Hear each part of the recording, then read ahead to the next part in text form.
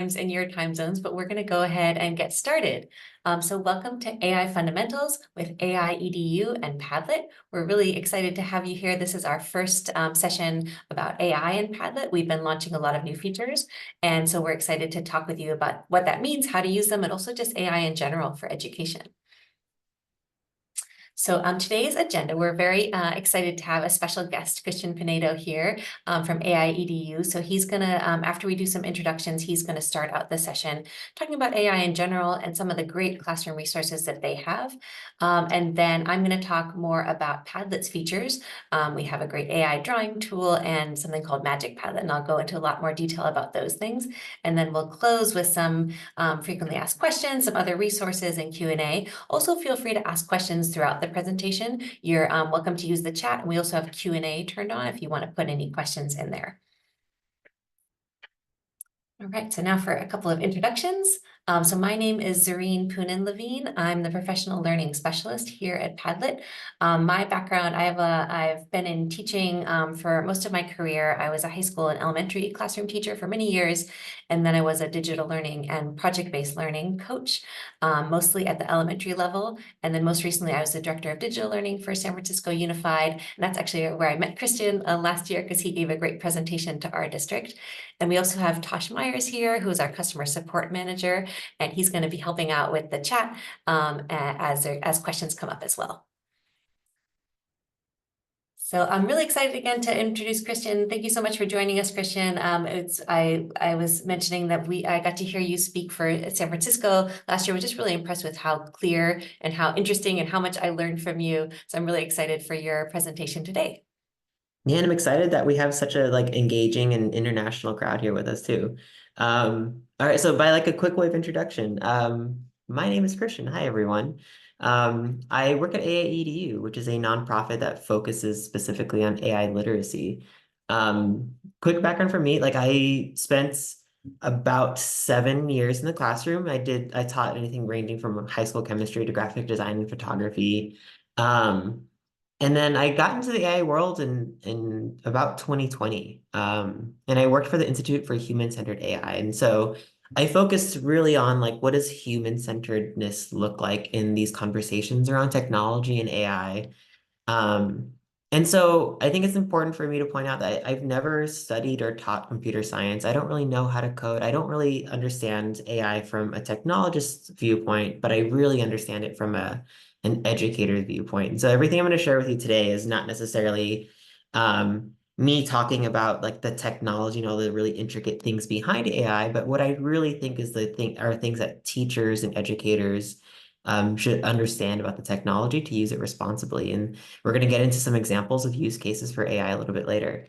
As mentioned, I work for a nonprofit organization called the AI Education Project, or aiEDU for short. We focus on this concept of AI literacy, this idea that not everyone needs to know how to code or use AIs maybe specifically, but everyone should know what the technology is at its foundation. And so I'm hoping to spend a little bit of time today to give you a preview into what that means. And so answering the very big question that maybe some people have heard a lot about, or some people are still learning a little bit more about. But this very big question in front of us, what is AI? And I like to start off by using actually a game to frame my explanation. And for full transparency, this is exactly how I explain AI to students. And so I love just being able to use a student example in a room full of educators, because I think that's just the most easy, the most tangible and the most, I guess, fun way to approach it. So this is an example of a game actually called Quick Draw. Quick Draw is it's a game that was published by Google. Google's AI arm put this out a while ago as a way to try and help recognize doodles that people draw. And so I'll play it for a little bit and I'll give you an example, and feel free to follow along. If you just want to look this game up and play it yourself, you're more than welcome to. And I can throw that link into the chat as well.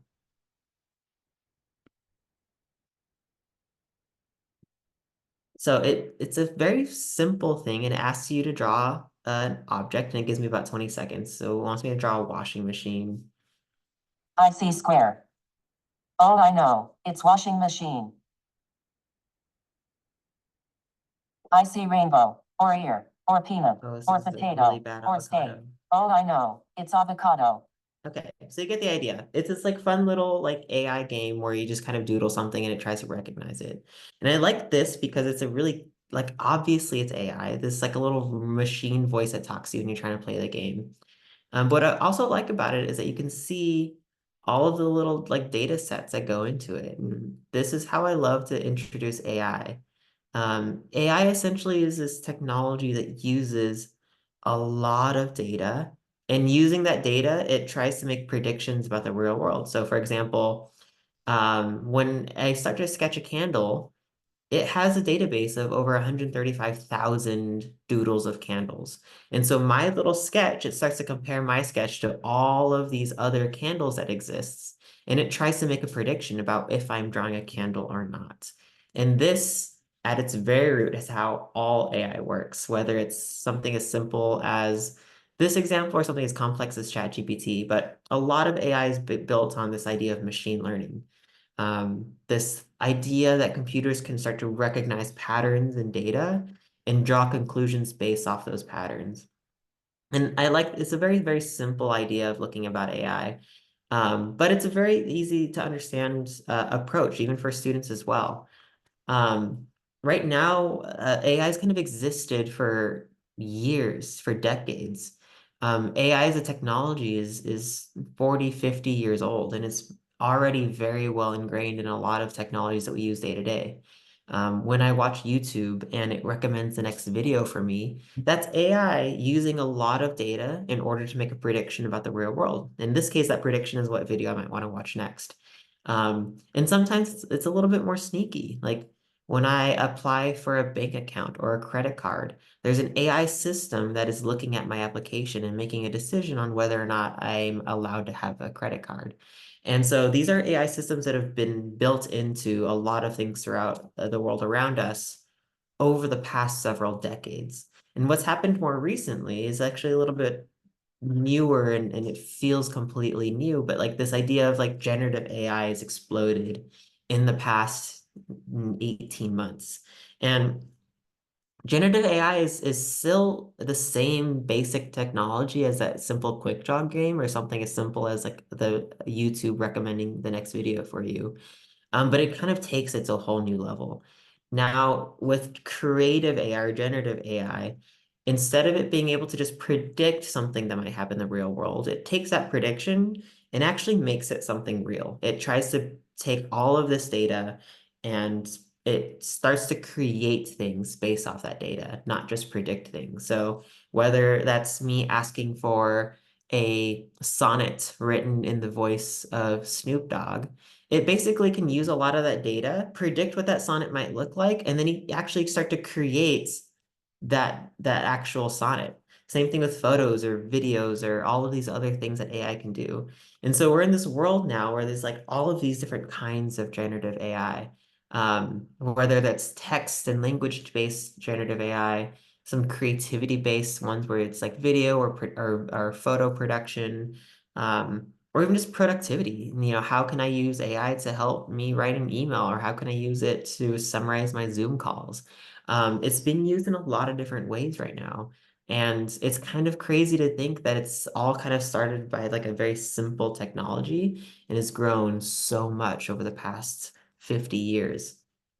Um, and so I wanted to share this with you, not because I think you all should be experts about what AI is, but I think that we should understand what this is kind of growing into and what kind of world students are starting to graduate into in the real world. This is an example I love to use as like, almost like a scary kind of an interesting example. Um, this is an example of an AI model that the data that it was trained on is fMRI data imaging. It basically started with the studies showed humans an image And while they were in an fMRI machine, it looked at their brain activity while they looked at that image. And so they got a whole bunch of data about brain activity and started to draw conclusions or make predictions about what might happen in the real world. And what they ended up doing is they were able to look only at brain activity and generate an image based off just the brain activity. So they started to actually be able to predict what the person was seeing solely from looking at brain activity. And this is an example of AI, machine learning, looking at a lot of data, looking for patterns, and then generative AI, not only seeing those patterns, but being able to create the image seemingly out of scratch or seemingly out of nowhere, but just by looking at brain activity. This is such an interesting application for the technology. Obviously, this is like a very like sci-fi application. This is still ongoing research, and this is not anything that's like actually marketable right now. But it's like interesting to look a little bit into the future to see what might be happening soon. Something like I feel all of us might be excited for to use in the near future is like using it for something as simple as like helping me create and organize my spreadsheets.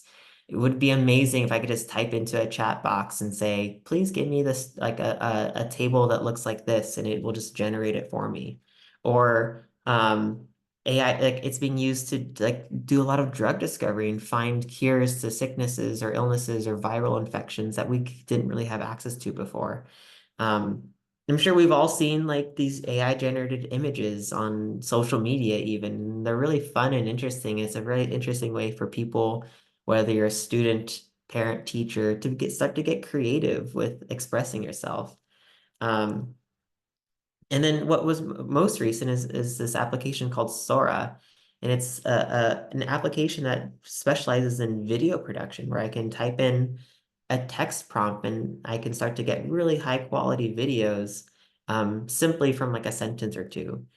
And all of these videos didn't take any animators to create. It didn't really take a ton of time either. I didn't need to understand how to animate or to uh, create these videos. I really just needed to type in a sentence and it can give me these videos back. And it's just so interesting about like the various applications of AI. But today, like we wanted to kind of root these conversations into like what this looks like in the classroom. What are like some examples of using AI that teachers can use, whether it's for engagement with students or whether it's for something that they can do for themselves as a productivity tool. But the potential for this technology is actually really interesting. And it's like very vast and very nebulous. And our goal today is actually make this a little bit more straightforward, give you a like one or two first steps that you can take in order to see this in action. Um, this is a lot of like what the work that I do is focused on. Um, I like to think about like what are some classroom ready resources that teachers can use. I'm going to give us an example. So for example, the organization I work for we've created a lot of classroom resources or curricula that are designed to kind of get students talking about AI or engaging with AI or building critical thinking skills around AI.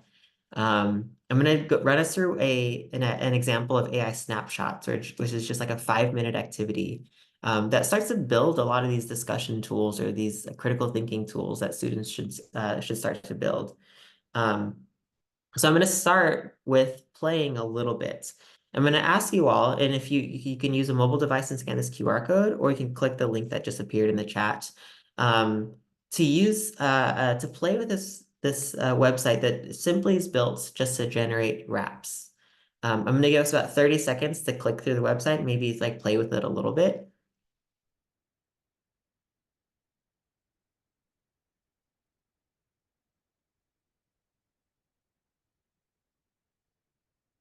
And as we're playing with it, I want to pose a discussion for us to kind of sink our teeth into.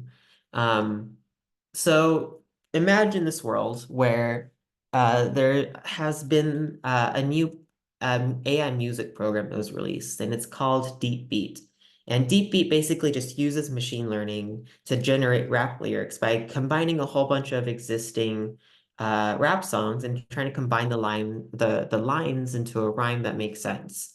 In this world where this technology exists, um, when a song is released, who do you think should get the credit for creating the new rap? Should it be the person using the AI tool? Or should it be the authors of all of the original raps that the AI tool used in order to generate a new one? I want to try and capture a lot of this discussion, a lot of these ideas that we have. So we've created a Padlet where all of you can share some of your thinking and some of the answers to this question. I think, Zareen, thank you for putting it into the chats. I'm going to give us about 1 or 2 minutes to take a little bit of time. In the very first section of this Padlet, you can feel free to share that if you generated a rap using the rap generator, please feel free to share it. And in the second section of the Padlet, please share your thoughts to the question of like, who should get credit for a song if AI was used in order to generate that song? So yeah, we're excited to see what you came up with. I love these questions about thinking about who gets credit and how we kind of deal with all these new tools that we have. So as you try this out, you can hit the plus button either next to the section or at the bottom of the page to add your own, some of your own rap lyrics. And then we'd love to hear what you think in the discussion piece as well. So yeah, thanks for modeling that. There's a plus right in the bottom, or if you want to add in the particular section, there's a little plus next to the title of that section, and then it'll pop right there in the section. You can put in some text. You can also add an image if you want to, and then we'd love to hear what you think about this.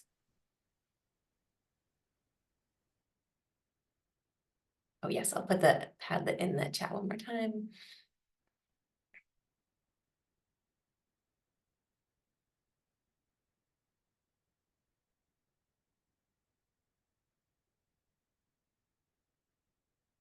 I see some people already starting to comment on what they think.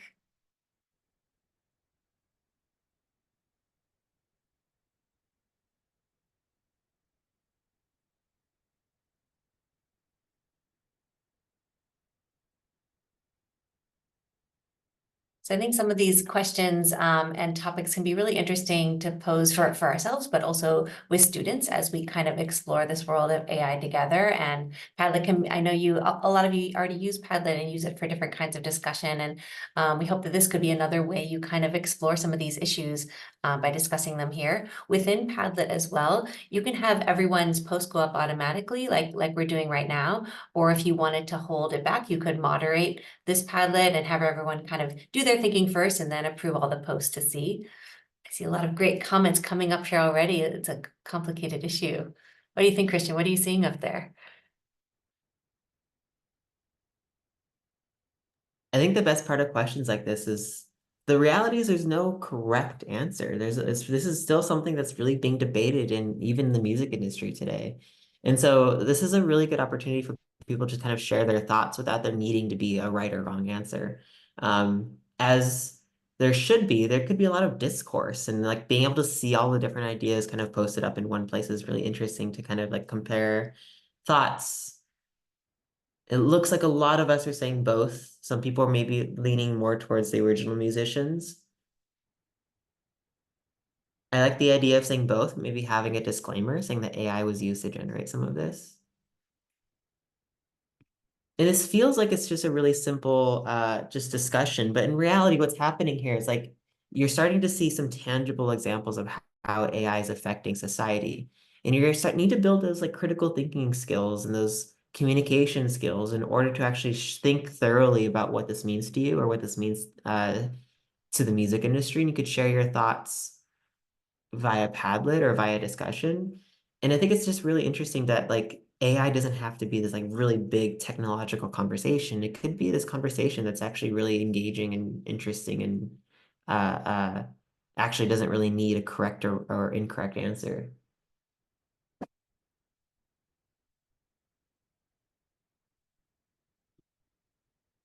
So this is, like I said, this is an example of one of our 5-minute little lessons that we call AI snapshots, where it's just a snapshot of an example of AI in the real world. And we could think through some critical thinking questions or critical thinking skills about how this actually is going to take effect. And so I have some guiding thoughts about, well, maybe when you're thinking through this, you might consider if this is monetized. Maybe the fact that someone is making money that should affect who gets credit or not. there's also a lot of conceptual ideas. Like in many art forms, interpolation or actually referencing other artists is really common, especially in rap and hip hop. Like artists naturally already are doing this. So if AI is doing that, is that something maybe a little bit different? Um, but also you have to realize that AI isn't creating anything new. It's just learning from a lot of existing things and trying to emulate those things. And so does that really warrant one person, whoever uses AI, to get all the credit, or maybe should that credit be shared? Um, as mentioned, there's like no correct answer here. So it's really just a really interesting place for people to share their thoughts and ideas around these interesting concepts. All right. Doreen, do you think we have time for one more? Or do you want to move on? Yeah, I think we have time for one more. Go ahead. Cool. All right. Um, Oh, I threw this in here as well. I kind of forgot. This is an example. It's like a literally a 10-minute video about on YouTube. Like, so this is crazy for me to think. Like me as a student, if I were a student, I can go on YouTube and in about 13 minutes, I could learn how to create an AI generated rap, which is so interesting to me. And I don't think I have audio being shared, but this is like it's a YouTube video that's like it goes you step by step in how to actually create AI generated lyrics, voice, beat, and all of that. And it's wild that it only takes 13 minutes to learn this. Or like there's videos that are only 13 minutes long where you can learn this. Um, the next thing I wanted to talk about is this idea of deep fakes, which is another really big critical topic around AI. And I am going to make sure I share audio. So,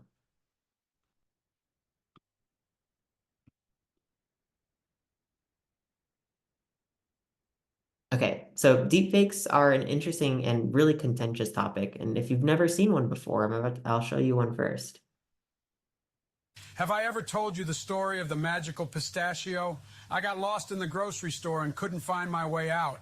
But that's when I saw it, a glowing pistachio. It spoke to me and said, "Follow me and I'll lead you to safety." So I followed it and we climbed up shelves and found a secret passage that led me to the bread aisle. And that's how I found my way out of the grocery store, all thanks to the magical pistachio. So if you ever get lost, just remember all you need is a little faith and a magical pistachio to guide you to safety. Okay, if you've never seen that before, it might seem weird. Like obviously this isn't a real video of Joe Biden just talking randomly about a magical pistachio. But this is an example of a deep fake, a technology where we can kind of almost recreate a person and make them say something that doesn't exist or do something that they've never done. Have I ever told you the story? And so let's try and build a discussion around this. Deepfakes were actually used a couple of years ago in South Korea's presidential elections. At the time, the candidate, his team found that he was not coming off as friendly as they wanted him to in a couple of interviews. And so in an attempt to try and make the candidate appear more friendly, they actually created deepfakes of him and they put out videos of him talking about things like his favorite karaoke songs or maybe his favorite meals. And they generated about 20 hours of video content that was all AI generated.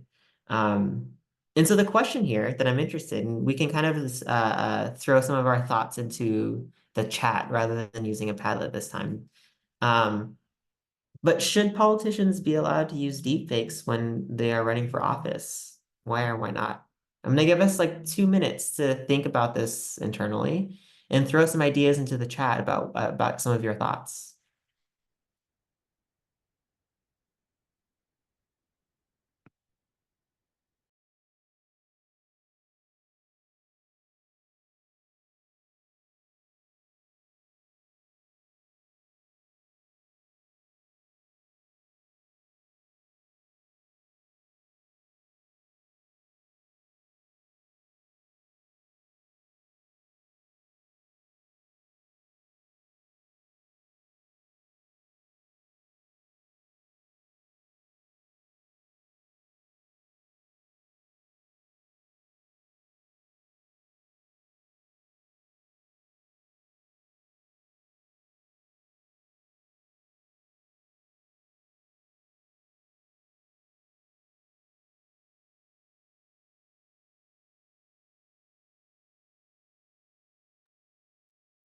All right, it feels like we have a little bit more of an agreement on this one. It feels like the answer is no here, that we shouldn't be allowing politicians to do this.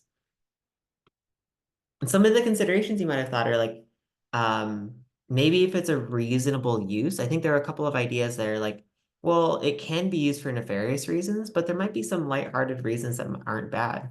Maybe it's situational. Also, deepfakes and using AI, like AI generated stuff, costs time and it costs money to create. So maybe it actually is a good thing for campaigns to do this because it might be cheaper to create a deepfake of someone than it is to like rent out a whole studio and a film crew and all of that. And so maybe this is actually something that will make it easier for candidates with less money to start running for office. Or maybe this is like we're getting into a world where there's actually no realistic way for us to police this. If the technology is getting so good that it's hard to tell if something is deepfake or not, is it even reasonable for us to think that we can actually enforce any laws around this? Yeah, it might be used anyway. Again, a good example of there's actually no correct answer here. This is still something that's being debated in the real world. This is still something that is a pretty contentious discussion, but there is no correct or incorrect answer right now. But it's really important for us to start to build those critical thinking skills around the application of AI in a lot of different spaces across society. And so these are just two examples of like 5-minute discussions or lessons that we've developed for teachers to have these conversations with students. These were 2 of 180 of these different discussions. And so if you want to explore more of those, I welcome that. You can find a lot more of our curricula by using this QR code or just going to our website at aiedu.org. There's a ton of examples of ways that we can start to build classroom discussions around AI without requiring teachers or students to even use generative AI. We were able to like build critical thinking skills around deepfakes without having to use AI, which is a really, really big win, especially in a world where we're not clear if students should be using AI or not. All right, I paused for about 30 seconds to make sure that QR code is up. But I want to kind of dive into like what this actually looks like with using Padlet as well, because like Padlet started to release a lot of really fun and cool and interesting ways of how we can leverage AI for student engagement, for teacher use. And so I'm going to hand the mic over to Zareen in order to talk us through some of those examples. Great. Thank you so much, Christian. Such interesting topics. And I think, we have so much that we're exploring right now in the explosion of AI in all of these different places. But yeah, I'm excited to share with you all some of the tools we have in Padlet. We've been launching a lot of new things. So even if you're familiar with Padlet, you might see we hope you can find some new things with us today. So the first one, some people might have seen already, this is our AI drawing tool. And so built within Padlet, so, on that Padlet board that we were just on, when you create a post, you'll be able to make an AI drawing now. And I'll show you how that works in just a minute. But just to brainstorm a little bit about why you might use that, we'll do an example in a moment that's more about like an icebreaker and community builder and kind of sharing fun images with each other. And that's a great use. It can use with students or with adults. I've also been talking with a lot of teachers about some other deeper ways you can use it in the classroom for oral language development, for example, like teachers making images about topics that you want to elicit deep conversation from your students with, but have it be fun and engaging and allow you to have a big library of very specific images based on the topics that you want. It can also be used for writing prompts, creating a visual scene that elicits really deep description from students. Or students could make AI drawings as well using visuals for their own presentation, something they're researching, or even personalized graphics for your school or for your classroom. If you have a class name, you can make your own graphics. So I'm going to show you this now. And we've had a few questions about copyright in the chat, which I think are great questions. All of these images that you create are royalty free, so they are yours to keep. So I'm going to send us to this Padlet right now. And I'm going to share screen over here. So I already, some folks have already been adding to this at some other teachers I was working with. So I'm going to have you all go to this Padlet right now. And if you want to click on the plus button at the bottom here in the pink. And then one feature that you might not have seen with Padlet, I can choose what kind of attachment types I want you to make. So I chose just I can't draw for this activity. And now I can write anything in here. So my question to you today is, what's your favorite animal? And maybe what's a favorite food that you have, or a favorite activity that you have. So I'm going to do my son's favorite animal is actually elephant. And I'm going to say elephants eating burritos in San Francisco, and see what it comes up with. So I encourage you to add something there too to the board. You can put in whatever you want here.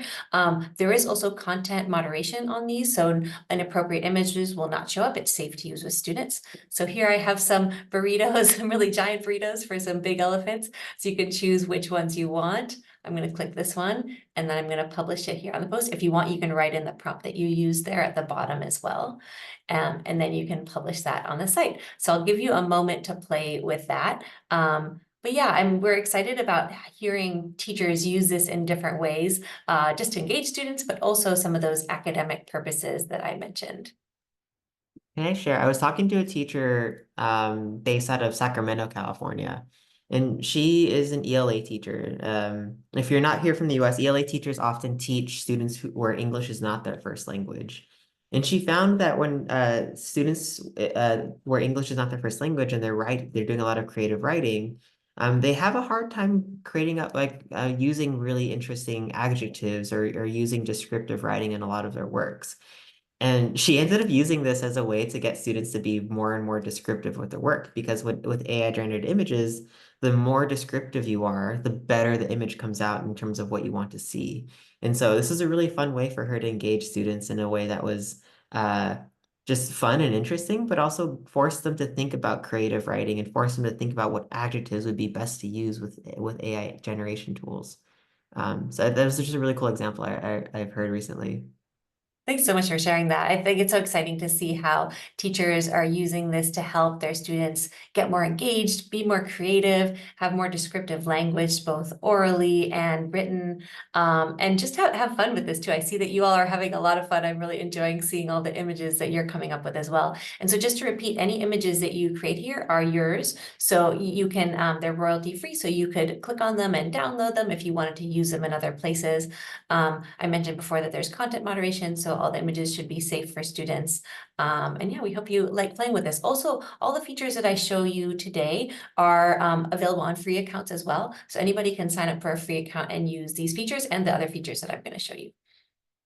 Great. Well, keep having fun with that. I'm really glad you all enjoyed. I see some great comments in the chat as well. All right, so next, I'm really excited to show you Magic Padlet. So Magic Padlet is what we call our new tool for actually creating whole Padlets with AI. So I'll tell you a little bit about how this works, and then I'll show you a bunch of examples about this. This is a lot of fun also. So what we do on the back end is we use ChatGPT-4, so that's the most current version of ChatGPT, and we combine that with a web search so that we can find not only text, but we're also getting images, links, and videos.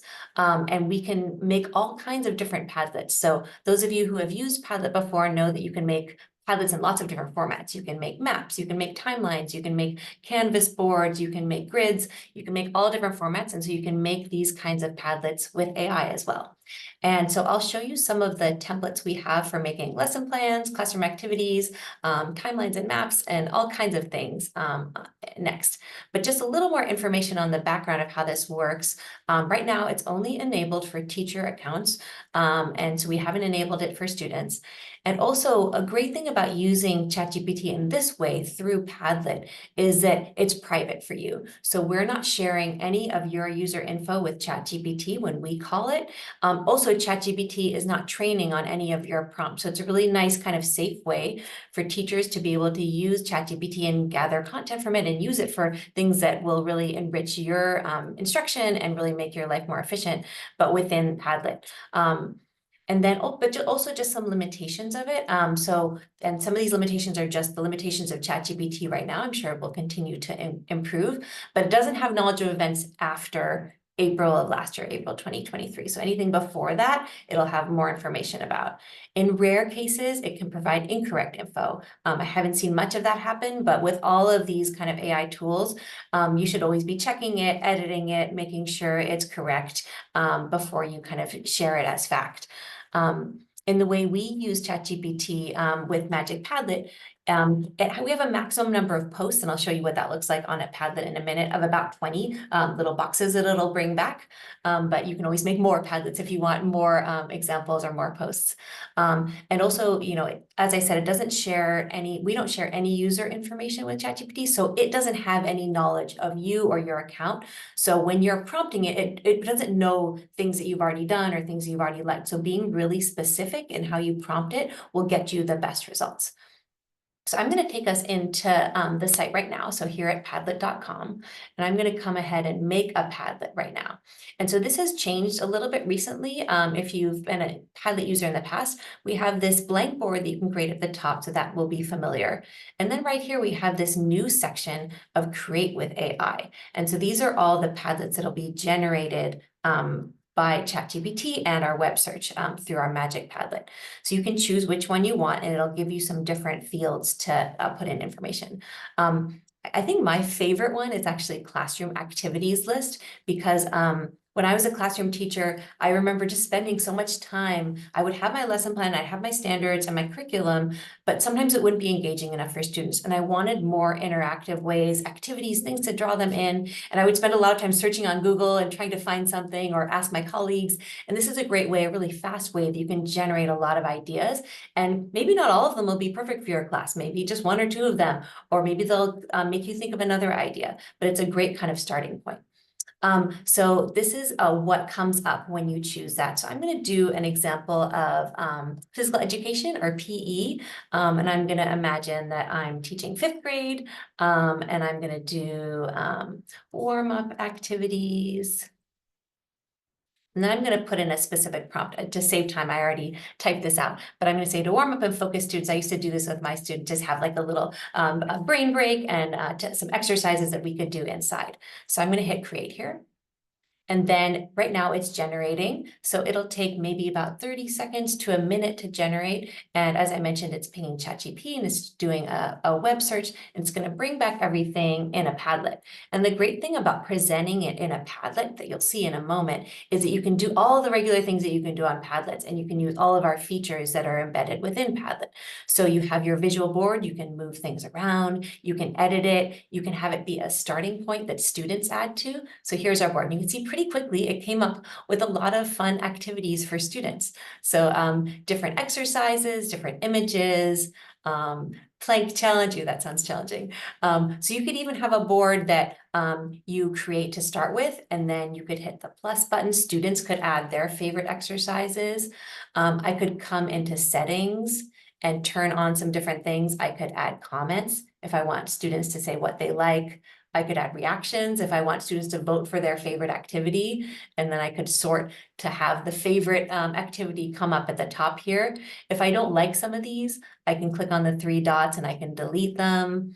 I can change the colors. I can change the background of my Padlet. So you have all of those tools that you normally have, but you get this starting point. And I think, you know, with ChatGPT and AI generated content, oftentimes you can get maybe 80 or 90% of the way there very quickly. And then you can do that fine tuning with the expertise that you have as an educator, and really as a person who knows what is going to work for your students or work in your environment. And you can make the thing that is most relevant. I'm going to give you another example that's kind of a non-example, just to contrast it. So if I make a Padlet, I'm going to do the same thing. I'm going to classroom activities. I'm going to go to PE, 5th grade, and I'm not going to give it much information. I'm just going to say, I want some PE activities. And we're going to see kind of contrast what I just showed you with the kind of board it'll make now. And it'll come back with things that are relevant, but if I don't give it more specifics, it won't probably be as many things that I can use in my classroom for my context. Well, we'll see how it does in this one. And in the meantime, so you can also like kind of put things here and have them run, and then you can open a new window and do more things while it's running in the background. So I'm gonna just come up to my recent Padlets, and I'm gonna share this one with you all so you can see it in more detail too. Just gonna make sure I have my permission. This is where we set permissions.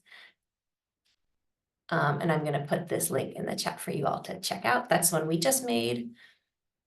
And then here's another one.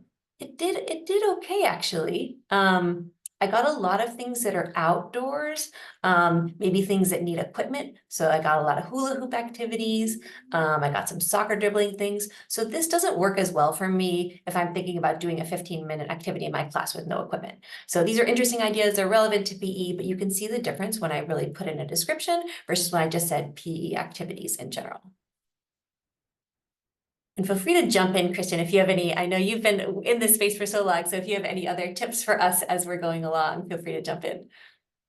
No, I'm just like, can I just like share my own personal reflections? Like, first of all, Magic Padlet is new to me. I've used the I can't draw feature before, and like image generation is fun to use. Magic Padlet is new to me, and I think for me, it's so cool to see a lot of information in a Padlet form. It's much better than seeing just a wall of text and being a little bit overwhelmed by like all the things AI can generate. So for me, whether it's for a teacher or for a student, I think this makes a lot of information so much more easy to digest. And the fact that once it generates a Padlet, you can go in and change things around, you can move around different components of it, you can even rewrite it if you want to. It's not something that it's just all AI is doing all of the work, but it really gives teachers a head start, or it really kind of like augments the ability for a teacher to start to make new Padlets or organize their own thoughts or whatever it might be. Great, thank you for sharing that reflection. Yeah, we're really excited about it. We're going to continue kind of refining it. Next, I'm going to show you a bunch of examples that I already made. Each one is pretty quick to generate, as you saw, but I thought I'd generate a few ahead of time to just give you more of a sense of what's possible. So in each of these, if you click into them, I put in the AI prompt in yellow up here at the top so you can kind of see some examples of what's possible and also kind of how specific I was to get something like this. And I also put the grade level that it was intended for. As I mentioned, the activity list is one of my favorite, and I think my second favorite is actually the reading list. I think I get really great results both with activities and reading lists that are really relevant and I could really imagine using in my teaching. So this is a second grade example. I asked for read aloud picture books about engineering with diverse characters, and I got all these great books. So I really enjoyed the reading list prompt. Here's one I did for an older grade, 11th and 12th grade students. So that's like 17 and 18-year-olds. And I prompted it with 5 poems about current diverse authors, about cultural differences, and 5 popular music or rap lyrics. I was thinking about Christian's activity earlier when I did this last night. And it gave me some really nice poems that I think, that I would have maybe had more trouble finding if I was going to the library or using things that I already knew about, and then also made some connections to current songs and current artists, and I didn't know all of these either. And so that was fun to have Magic Padlet help me with that.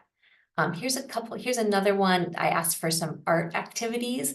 And this time I prompted it for 10 activities that had video tutorials. And you can see a bunch of video tutorials came up here for drawing. So again, you can get back text, images, links, and videos. So think with that in mind, you can actually ask specifically for what you want. If you want videos, you can say, please give me videos on this topic or for this activity. Here's a timeline. So I asked for a historical timeline about ancient Egypt, and I gave it some specific things that I wanted to include. I said, include mummies and pyramids and hieroglyphics and these other things to make sure that it covered all the things that I wanted it to cover. But very quickly, I can put this information into this timeline format. And again, I could then have students come here and comment on it. They could make other Padlets. They could add their own research to this, but I could make a starting point really quickly. Another one this one is really fun. This one is an assessment poll. This is another kind of AI generated tool that we have. So this one I actually got from a teacher. A teacher actually put this one in. They said, make a multiple choice quiz on the following. So they actually gave the questions that they wanted for this science quiz. And then they had Magic Padlet generate the answers. And so that was a really quick way to save time. I don't have to think of all the wrong answers and everything for all these questions. And then I did another assessment poll that was an 8th grade pre-algebra, and I didn't give it any information except for the topic this time. And I said, create 20 questions about all of these topics that are in my curriculum for 8th grade. So you can see that. And then I think I did a map too. Yes, here's a map that I did. This is a map of historical events. So I prompted it with, and I thought this might be a higher ed or a high school topic of studying South Africa and apartheid. So it actually put these points on a map. And then each point has a description and an image along with it. And I can also, when I'm prompting ChatGPT, when I'm prompting Magic Padlet, I can choose the text level a little bit, and you can do that in 2 ways. Let me go back to padlet.com for that a minute. Oh, here we go, I have it here. When I go to make a Padlet and I go to create something, so say I was creating a reading list, you can select the grade level here. So, you know, if I was doing high school, I could select multiple grade levels. And I can also select the reading level within those grade levels. So I can do a basic or more advanced.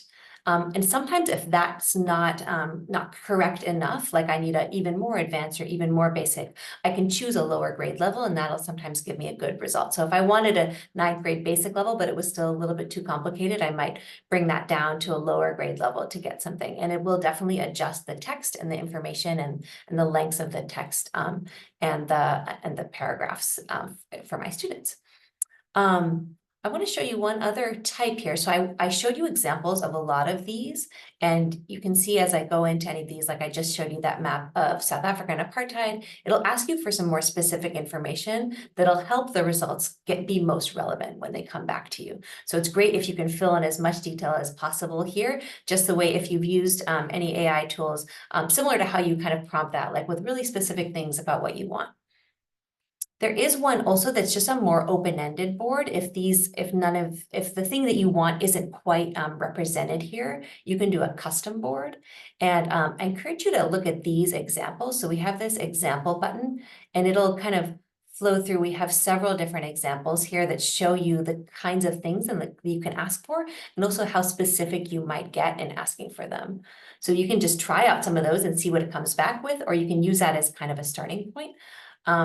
I'm going to do one that I really like. So I'm going to say I'm a 4th grade teacher, and this is something that I thought would have been really valuable for me when I was teaching, a list of vocabulary words and questions about a specific book that we're reading. So maybe I'm doing a read aloud, or maybe we have a book club on a specific book. And what I used to do is I used to try to keep up with all their reading. I would have 4 reading groups, and I'd be reading along all these books with them and generating the questions and generating the vocabulary words. And it took me a lot of time. So this is something that Magic Padlet is really good at. So I'm going to go create, so I asked for vocabulary words and questions, and I was able to limit it to the first couple of chapters of this book as well. So you can be really specific in books that you're reading, and then it can really save you a lot of time. So here we go. So we have some vocabulary words here. So this is about the book Wonder by R.J. Palacios. So I have some vocabulary words that came up here, and I have them split by the chapters because I asked for those 3 chapters. And then I have some questions as well. And again, if I don't like all these questions, I can easily edit them. I can change them. I can add my own questions. This background feels a little busy to me. So I'm going to go in here to settings, and I'm going to change the wallpaper, and I'm going to choose something maybe a little more calm. And I like that one better. So I'm going to save that there. I'm going to share this one in the chat too, so you can see it. And I'm just checking my permissions. So you can see all of these. I'll put this one in the chat. I'm just going to pause here a minute. I haven't been keeping up with the chat. Tosh or Christian, do you want to call out any questions that either I or one of you could answer? Sure, yeah, happy to hop in here. I see a lot of questions about if Magic Padlet is available for free or if it's available for certain accounts. And so the good news is Magic Padlet is available for free with any Padlet account. There is one catch. You'll just have to mark your account as a teacher from your account settings. So you'll click the 3 dots in the bottom left. Just go to your settings. And from there, you'll see the account type. Important to mark your account as either school staff or teacher to enable this Magic Padlet feature. The reason we didn't want to enable this for all accounts is because we know that some schools might not want this turned on for students. Some businesses might, for whatever reason, want it off. So just mark yourself as a teacher or school staff, and you'll be able to use this feature. However, with the free account, you are limited to creating up to 3 active Padlets. So if you are interested in creating, tons of Padlets with Magic Padlet, I would definitely recommend just emailing us at memberships@padlet.com and visiting. You could also visit our subscriptions page, padlet.com/subscriptions, and you'll see how to create more Padlets with Magic Padlet, but you can start testing it with the free version. That's one of the main questions I've asked. Feel free to keep adding questions in the chat though, and I will keep responding there.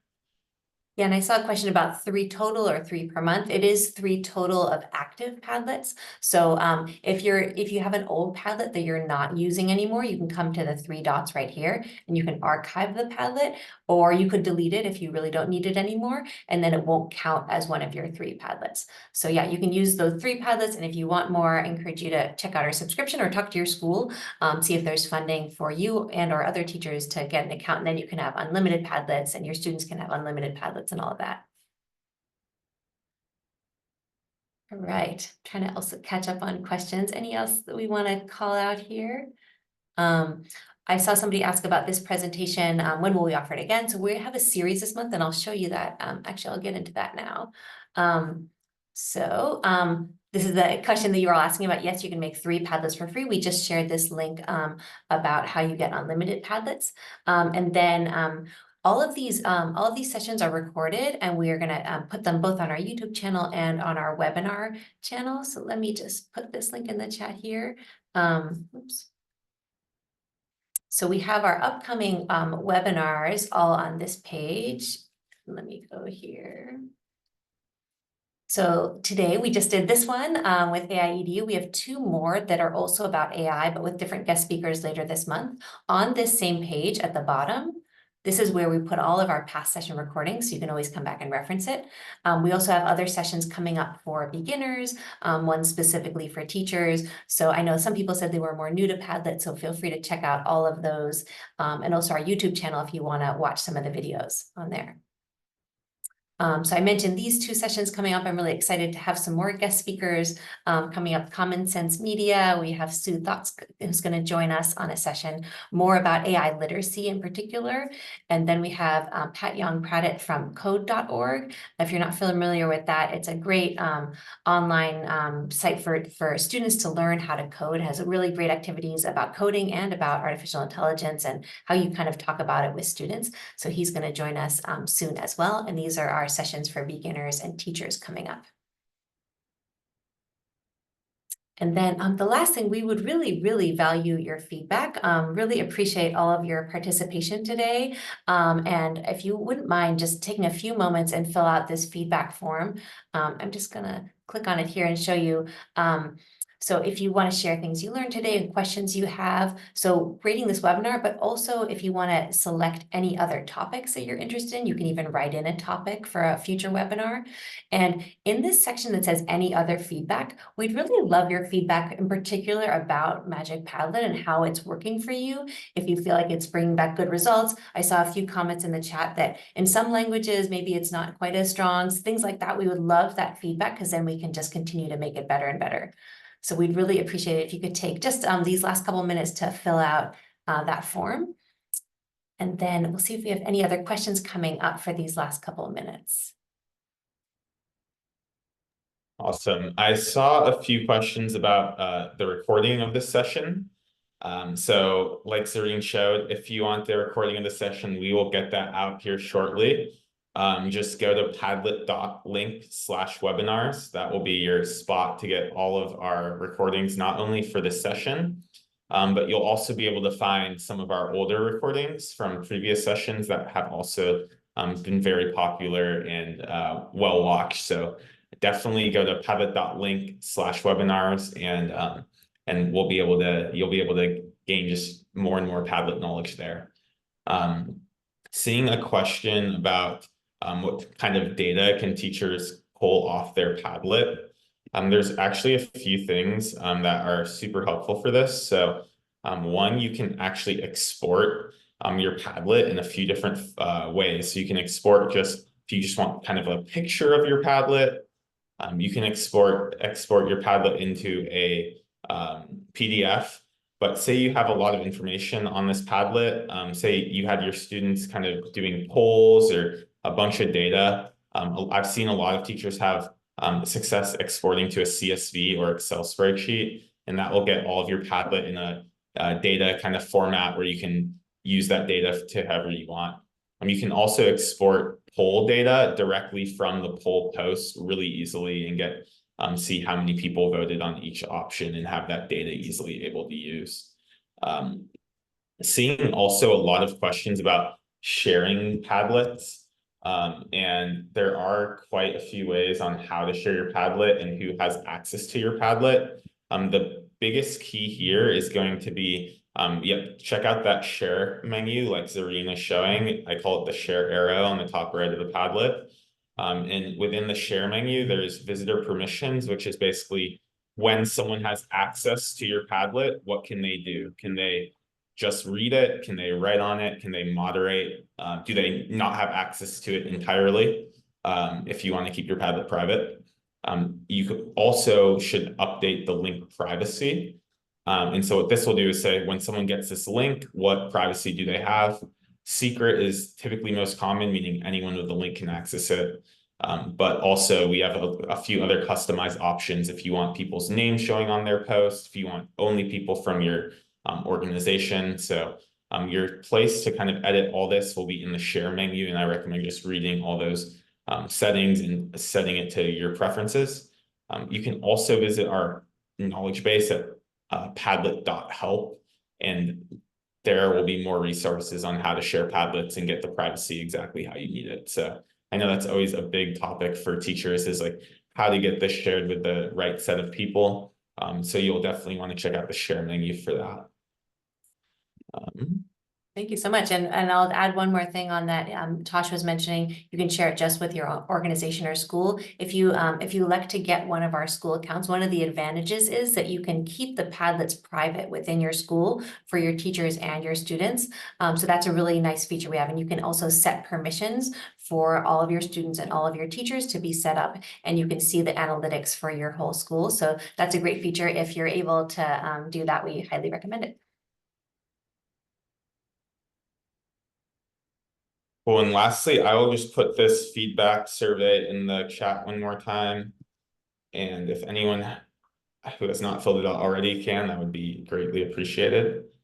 Zareen, do you have anything else? Yeah, I think that was it. Thank you. Thank you so much for joining us. It's great to have a big international group here, and really excited to keep talking about all of these really exciting developments with AI. And thanks again to Christian for joining us from aiEDU. Thank you all, and have a wonderful afternoon or evening, if depending on where you are. All right, bye everyone. Thank you.